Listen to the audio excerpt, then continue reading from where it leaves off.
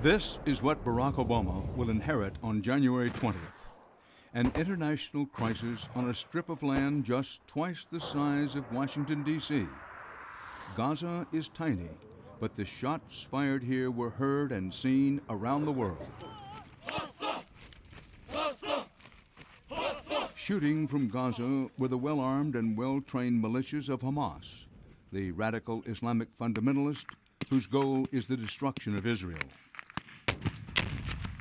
Hamas maintains a network of deep tunnels into Egypt.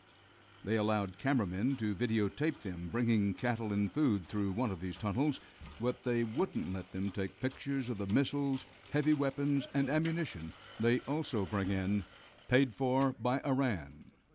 They say Israel started this latest round of fighting. We ask Ayman Da'akbat, a Hamas activist, when they might accept a ceasefire. Depends upon Israel if they are serious in ending this crisis, in stopping aggression, in stopping this kind of Holocaust, this black war against civilians.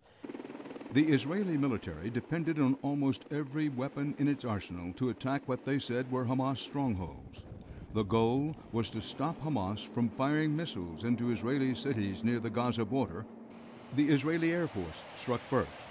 These pictures, provided by the Israeli Defense Force, show high-explosive so-called smart bombs loaded onto American-made F-15s. The warplanes dropped them with what the Israelis say was precision accuracy on targets the Israelis say held Hamas fighters or weapons. They also dropped what you see in the center of your screen, phosphorus bombs. They rain down small, very hot sparks onto the ground. The Israelis say the sparks detonate roadside bombs planted by Hamas. Then thousands of Israeli troops swarmed into Gaza, attacking Hamas forces in hundreds of ground assaults in different villages. This war has been very popular among Israelis. That's because 1 million civilians who live within 26 miles of Gaza have been the targets for years of Hamas rockets and mortars. We're in a situation in which we need to exercise the basic right of self-defense. We're talking today about nearly 1 million Israelis that are either in shelters or near shelters, and this is unacceptable. The rockets have destroyed homes and cars, but surprisingly, they killed a relatively small number of Israeli civilians. Still, ambulance crews in these towns are on permanent standby, and normal life has been destroyed. Israel wants the rockets to stop and wants Hamas stopped cold. The aim of the operation is a few things. First of all, to try and cripple Hamas's launching capabilities. And we're talking about thousands of rockets and mortars that targeted Israeli cities, Israeli communities, Israeli villages.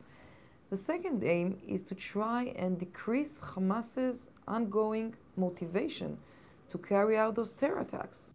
Akiva Eldar, a veteran columnist for a major Israeli newspaper, has a clear message for the new administration.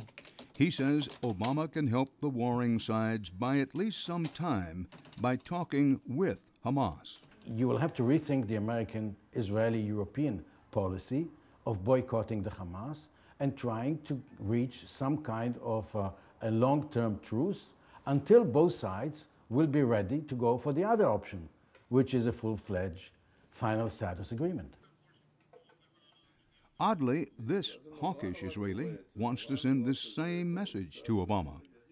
Eora Island is a former national security advisor to Israel's prime minister and a retired major general. He now works at Israel's leading security think tank. We prefer to have an accountable government in Gaza that is responsible for the situation, that can play the role of address, either for certain negotiation or for retaliation over any other scenarios where there will be a chaos and different groups will do whatever they want. And as long as there is an accountable government in Gaza, I don't care whether it is Hamas or someone else.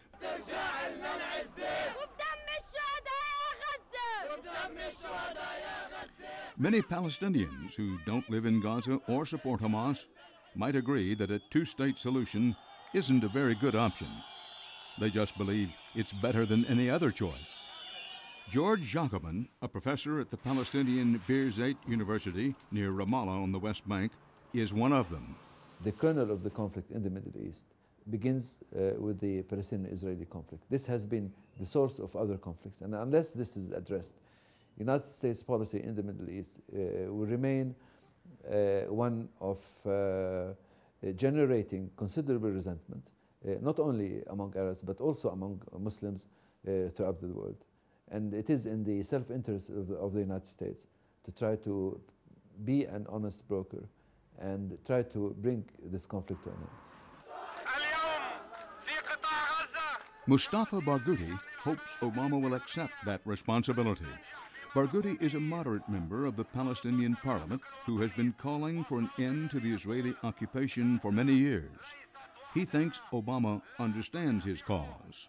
I look at Barack Obama and I hear Barack Obama and I listen to the values that Barack Obama speaks about, and I see his strong message of change. And I say to him, okay, here is your chance. This is a place where you can apply change, apply your values, get great respect, and most important, eliminate this horrible image of the United States in the Middle East. If the problem of Palestine is solved, there will be a very positive effect in the whole region. It will have a strong positive vibration in the whole area. But many Palestinians believe the Israelis and the Bush administration don't want to change the situation.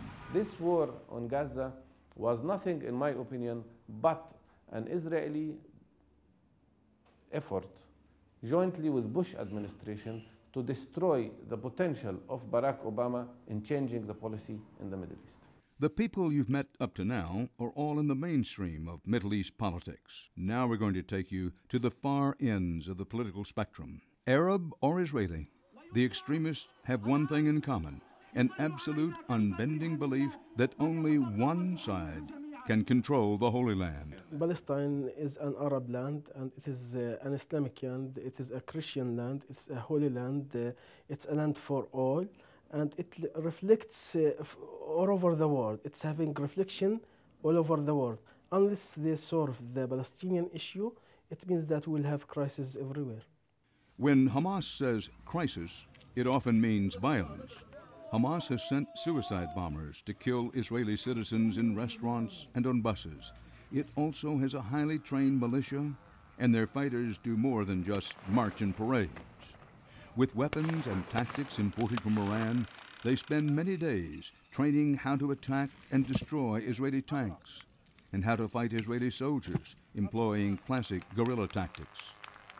Israeli extremists rarely attack Palestinians. Instead, they build settlements in Palestinian areas and defy Arab militants to attack them. Rachel Saperstein, who served us soup before giving us an interview, came here from Brooklyn 40 years ago. She believes Israeli settlers are on the front lines, and she has a message for Obama. Mr. President, one thing that is so important to the safety of the United States of America is the safety of Israel. If Israel is being bombed, know that America will be punished as well.